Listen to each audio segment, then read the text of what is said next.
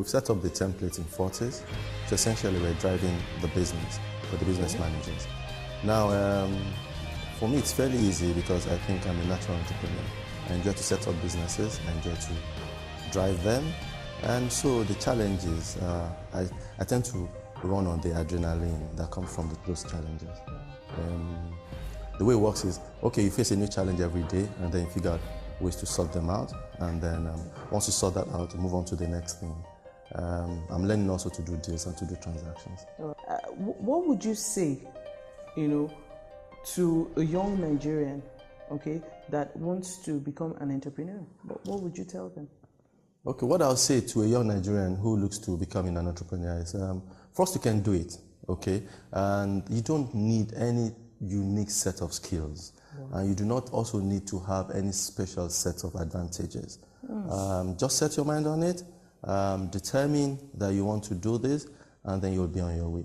Now, you would have challenges, but that's as it happens in life. Even if you were not trying entrepreneurship, life has its issues.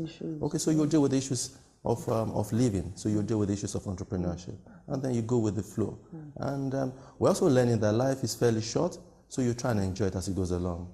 Yeah, there'll be moments, there'll be stressful moments. Okay, you deal with those moments, and then also ensure that you build in times when you are happy, times, moments that you'll enjoy. That's important. That you don't need any special set of skills to become an entrepreneur. Can we talk a bit more about that? What does that mean? Okay, what I'm referring to is the fact that some people, entrepreneurs are not extraordinary people. You don't need to have made a first class in school. You don't need to even be, come from an entrepreneurial background. That's the point. Anybody really, if they will apply themselves, can become an entrepreneur. And like if you against the background of, what we said earlier on, that an entrepreneur adds value. So you can also even be entrepreneurial within an organization. Adding value, creating value, making a difference. Yeah, impacting people. That's what it's about. So you meet a process, or you come into a function, you leave it better than you met it. That's what I think this is about, really. Okay, bringing it all home. I mean, I know you are passionate about students, passionate about young people in Nigeria. If you were to say this to somebody in university, just doing their course, I think that in Nigeria we have a mentality where you don't start anything until you're done with school, and I know you think otherwise. What would you say in very plain, simple terms to somebody in university now listening that you can't become an entrepreneur? You're in your third year in school, you can become an entrepreneur now. How can they do that? Okay, I'll say to that person, in school, third year, you need to start to listen to your heart. You need to start to listen to yourself. There are things that all of us have unique attributes. Okay, some people can cook well. Some people like to keep a place tidy. Some people like to arrange. Some people have an eye for photography. Some people have an eye for carpentry. So you need to listen to what you're good at. What family members are saying you're good at, what you believe you're good at, and you can start from there. Some people are excellent negotiators. Some people are good at training. And so that it starts from there. I have my opinion about education. It's not whether you read economics or you read medicine. I've got medical. I've got doctor friends who are running branding companies, and they're doing very well at it. Yeah, it's important that you're able to listen to yourself. Here, know what you're really truly good at, and you can take it to the next, to the next level. IKEA is furniture, it's carpentry. Exactly. Yes, and Richard Branson. Well. They're doing well. Richard Branson doesn't have a university degree in business, but he's making an impact in the world. We don't know that Aliko Dangote has a degree in business as well. Exactly. So they're succeeding. So so you can get started, and I think people should start early.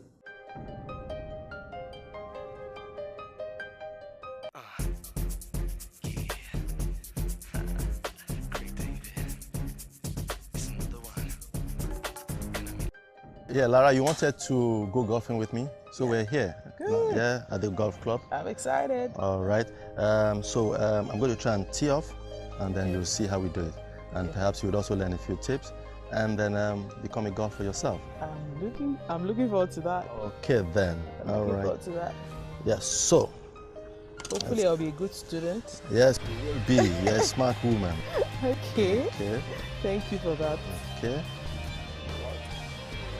Okay. And what am I doing with this? What is this for? What is this for? okay, that's your golf ball, Okay. and that's your tee. Okay.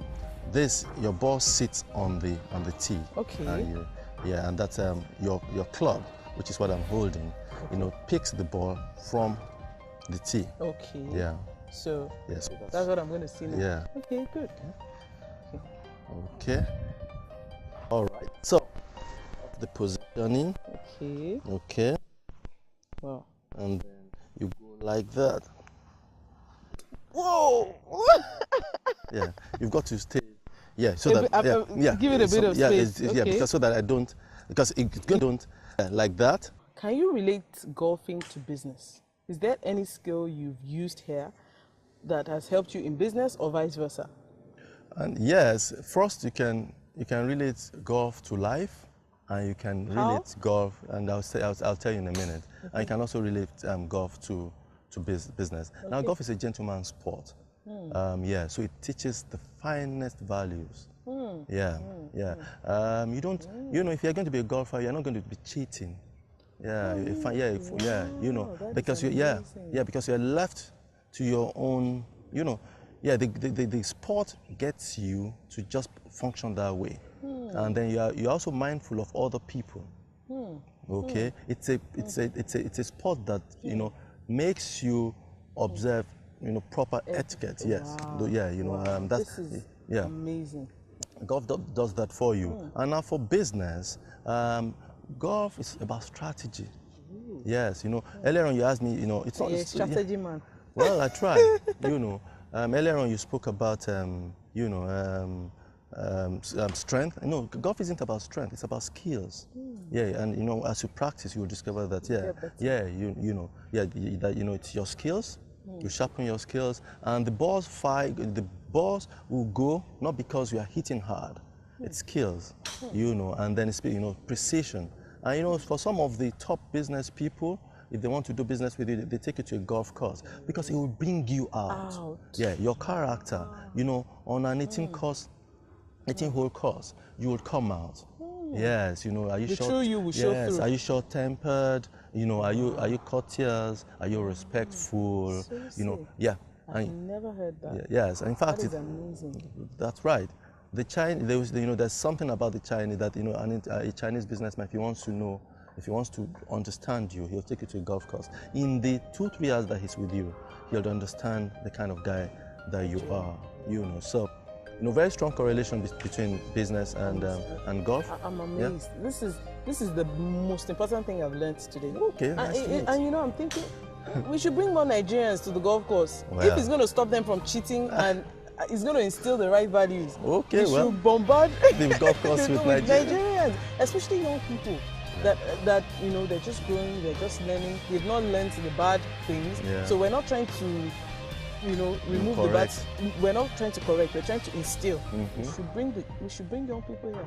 Yeah, you know, by every means, we should need, again, you know how I am with youth. We should involve. Yeah, that's what I'm telling you. We should involve more youth. Really. Yes. Yeah, there's no doubt. For me, if it's going to stop people from cheating and doing the wrong things, we should bring them. I think it's one way. I think it's one way.